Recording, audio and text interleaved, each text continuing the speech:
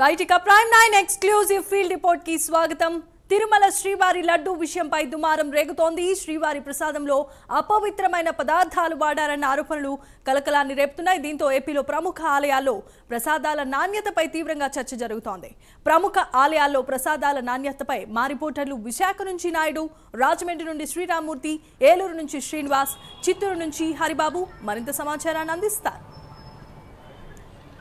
ఇక వైజాగ్ విశేషాలకు వెళ్దాం. సింహాచలం అప్పన్న స్వామి లడ్డు ప్రసాదంపై మాజీ మంత్రి గంటా శ్రీనివాసరావు కీలకమైన వ్యాఖ్యలు చేశారు. ప్రసాదం తయారీకి వినియోగించే ముడి సరుకుల నాణ్యతను పరిశీలించారు. అప్పన్న స్వామి లడ్డూలో నెయ్యి వాసనే రావటం లేదంటూ అసంతృప్తిని వ్యక్తం చేసినట్లుగా తెలుస్తోంది.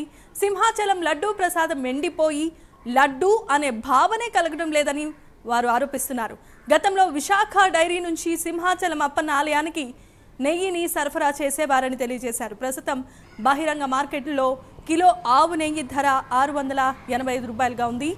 యూపీ సంస్థ 391 రూపాయలకే నెయ్యి సరఫరా చేస్తోందంటేనే నాణ్యతను ఎలా నమ్మగలమని గంటా ఆరోపిస్తున్నారు. ఇక ఇదే అంశానికి సంబంధించి మరిన్ని అప్డేట్స్ను విశాఖపట్నం నుండి నాయుడు మనకి లైవ్ ద్వారా అందిస్తారు. Naidu, over to you.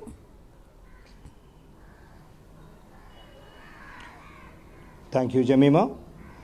ఏదైతే ప్రపంచవ్యాప్తంగా దేవదేవుడైన వెంకటేశ్వర స్వామి ప్రసాదంపై చెలరేగినటువంటి లడ్డూ ప్రసాదంపై చెలరేగినటువంటి వివాదం కావచ్చు, లేదంటే దానికి నిజానిజాలను బయటపెట్టే చర్యలు కావచ్చు, ఇది పూర్తి స్థాయిలో అన్ని ఆలయాలకు వ్యాపించిందని మనం కూడా చెప్పుకోవచ్చు. ఎందుకంటే దేవదేవుడు తాలూకా ప్రసాదాన్ని వీళ్ళు ఈ విధంగా చేశారు అని అంటే కనుక మిగతా ఆలయాల్లో కూడా చెయ్యరు అన్న నమ్మకం కలగకపోదు అన్న ఉద్దేశంతో అయితే మాత్రం మాజీ మంత్రి భీమిలికి ఎమ్మెల్యే సంబంధించి గంటా శ్రీనివాసరావు ఈరోజు సింహాచలం దేవస్థానాన్ని సింహాచలం అప్పన్నను దర్శించుకున్నారు. అనంతరం ఏవైతే ఆ ఆలయంలో ఉండే ఈ ప్రసాదాలకు సంబంధించి పూర్తి స్థాయిలో అక్కడ అన్నీ కూడా తనిఖీలు అయితే చేపట్టడం జరిగింది. అక్కడ జరుగుతున్న ప్రసాదం లడ్డూ ప్రసాదం, సింహాచలం అప్పన్న లడ్డూ ప్రసాదం కూడా చాలా పరమ విశిష్టతగా భావిస్తున్న పరిస్థితి ఉంది. ఈ నేపథ్యంలో ఆ లడ్డూకు సంబంధించి ఆ లడ్డూ కావచ్చు, ఆ లడ్డూ తయారీకి ఉపయోగించినటువంటి పద్ధతులు కావచ్చు, దానికి సంబంధించిన నెయ్యి కావచ్చు,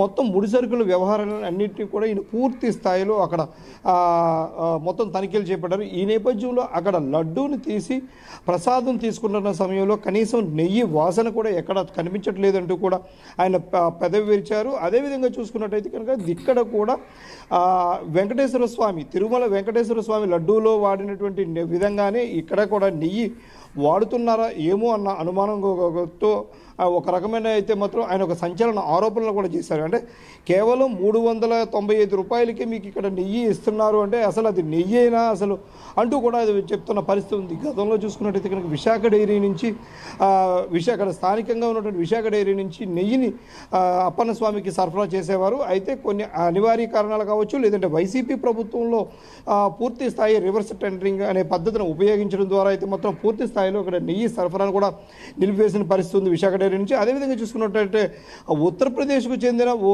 సంస్థకు 300 రూపాయలు లేదా 390 రూపాయలకు నెయ్యి సరఫరాని ఇచ్చారంటే అది అసలు అది నెయ్యేనా.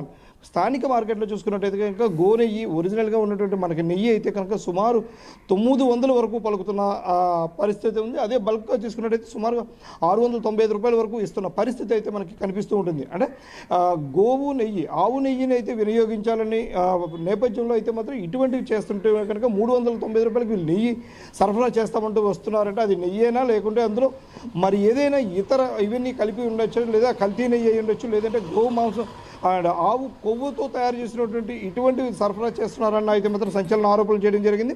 అదేవిధంగా చూసుకున్నట్టయితే కనుక ప్రసాదంకు సంబంధించి పులిహోర ప్రసాదంకు సంబంధించి కూడా అందిస్తున్న ఈ దినుసులు కావచ్చు, లేదంటే బియ్యం కావచ్చు, వీటికి సంబంధించి పూర్తి స్థాయిలో దీనిపై అయితే మాత్రం విచారణ చేపట్టాలంటూ కూడా గంటా శ్రీనివాసరావు చెప్పడం చూస్తూ ఉంటే కనుక ఆలయాల్లో పవిత్రత ఎంత మేర ఉంటుందన్నదైతే అనుమానం అయితే మనకి కలగకమానదు. వెంకటేశ్వర స్వామికి ఈ విధంగా చేశారంటే మిగతా ఆలయాలను కూడా పూర్తి స్థాయిలో దీనిపై నివేదిక తెప్పించుకొని దీనిపై పూర్తిగా విచారణ చేపడితే కనుక అసలు నిజాలు బయటకు వస్తాయంటూ కూడా గంటా శ్రీనివాసరావు చెబుతున్న పరిస్థితి మనకి కనిపిస్తుంది. జమీమా.